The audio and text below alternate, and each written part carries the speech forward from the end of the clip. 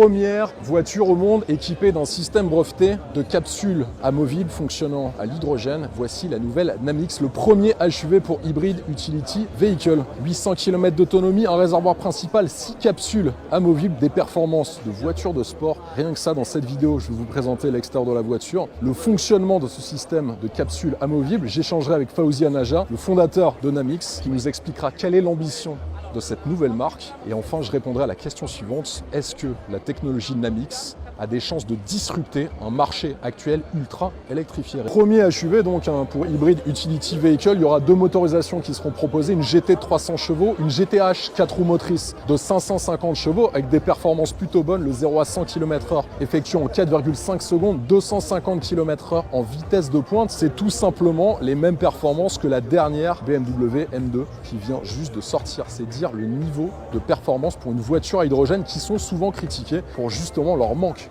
de performance. Celle que je vous présente ici et celle qui est présente sur le salon en 2022 au Salon de Paris, c'est la Namix GTH 4 roues motrices de 550 chevaux dans sa finition Historic Edition. Il faut savoir que celle-ci sera produite à 2022 exemplaires qui seront tous numérotés. Je vais commencer par vous détailler déjà l'avant du véhicule qui reprend le X du nom Namix, que ce soit dans la forme de la calandre mais aussi dans la signature lumineuse, des lignes épurées, sobres, harmonieuses mais aussi dynamiques. Là on retrouve vraiment le style de Pininfarina. Sur la partie latérale aussi on le voit dans les ceintures de caisse, la ceinture de caisse qui est croisée, tout comme le X du nom Namix, qu'on voit aussi bien à ce niveau-là. Vous avez le croisement qui est juste pile entre les deux portes. On a des poignées qui sont affleurantes et des rétroviseurs caméra super bien intégrés dans les flancs du véhicule, assez musclés avec des épaules qui remontent assez haut puisqu'elles viennent environ 1m10, 1m20 du véhicule. Ici la trappe pour le réservoir à hydrogène. Donc le réservoir principal dont je vous ai parlé, vous aurez environ 500 km d'autonomie avec ce réservoir principal. Et ensuite, via les capsules qui sont juste ici, vous avez un système de 6 capsules amovibles. Là, vous aurez entre 300 et 350 km d'autonomie. Ce qui est intéressant, vous allez le voir plus tard, c'est que ces capsules, vous pouvez les changer en à peine 30 secondes à chaque fois. Pour les recharger, rien de plus simple, il vous suffit juste de prendre ces capsules et de les mettre dans un Capix Store que je vais vous montrer d'ici quelques minutes. Chose intéressante, si vous souhaitez faire le plein d'hydrogène de cette voiture, vous allez à la fois recharger le réservoir principal avec une autonomie de 500 km, mais aussi les 6 capsules avec cette autonomie jusqu'à 350 km. Donc autonomie totale entre 800 et 850, c'est considérable, c'est quasi le double des voitures électriques aujourd'hui, je vous le rappelle. Sur le site d'Inside EV, ils avaient réalisé une étude il y a quelques mois avec les autonomies réelles de toutes les voitures électriques et le BMW iX avait une autonomie réelle de 413 km. Donc cette Namix, sur le papier, a 2 fois plus d'autonomie que la plus grande autonomie qu'on peut aujourd'hui constater sur une voiture 100% électrique en 2022, c'est dire. Grâce à leur système de Capix Store. Le Capix Store, c'est ce système de distributeur automatique de capsules à hydrogène propre, je vais y revenir d'ici quelques secondes, qui vont vous permettre de vous arrêter à un Capix Store, vous enlevez vos capsules à hydrogène, vous les mettez dans le Capix Store et ensuite vous en prenez de nouvelles pour gagner entre 300 et 350 km d'autonomie en quelques secondes seulement. Dans le Capix Store, vous allez prendre vos capsules à hydrogène, de cette manière, c'est 10 kg quand même, ça va, c'est gérable. Et ensuite, vous allez les positionner juste ici. Donc il y a une inclinaison qui n'est pas là par hasard.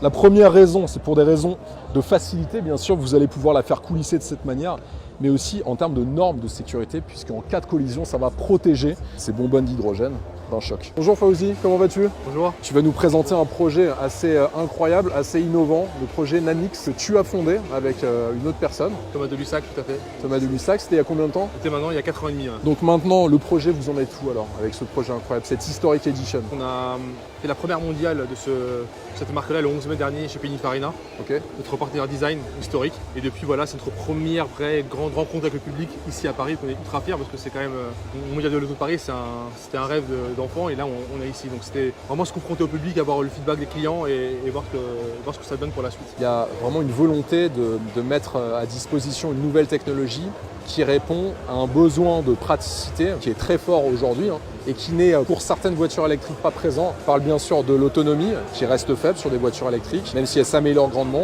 aussi de l'accessibilité au réseau et surtout le temps de recharge. Et c'est vrai qu'avec ce système de Capix Store notamment, ça lève énormément d'obstacles. Tout à fait. Après, évidemment, les batteries aussi s'améliorent, il y a des temps de recharge qui sont en train de s'améliorer, l'autonomie. Bien sûr. Mais factuellement parlant, on est loin d'une solution parfaite.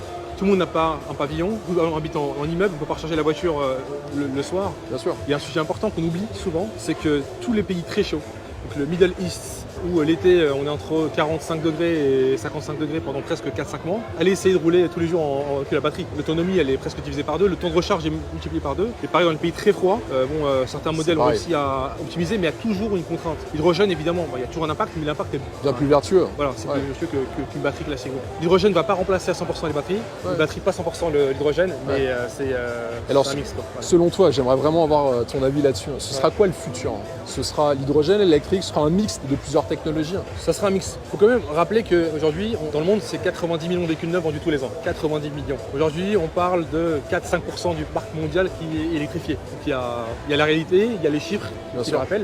Donc je pense qu'on va encore avoir jusqu'à 2035 véhicules thermiques, clairement. On va pas pouvoir s'en passer parce qu'il y a beaucoup de gens qui en ont besoin. Il y aura de plus en plus de véhicules à batterie et hydrogène. Donc on aura un mix entre l'hydrogène, la batterie et encore du thermique pour certains marchés. En 2022, malgré l'évolution des technologies dans l'électrique, ces voitures présentent une utilisation qui reste assez restreinte, ce qui n'est pas le cas sur la technologie de Namix. Est-ce que véritablement ils vont avoir cette chance de s'imposer sur le marché? Je vous laisse me répondre en commentaire. En tout cas, l'hydrogène, vous le savez, je vous en avais déjà parlé dans mes vidéos, j'y crois beaucoup, à condition que les investissements suivent et que surtout que les politiques, les gouvernements et surtout l'Union européenne mettent la main à la pâte pour soutenir ce type de projet ultra innovant. J'aimerais vraiment avoir vos avis en commentaire sur cette technologie. Je vous dis à la semaine prochaine. Allez, ciao!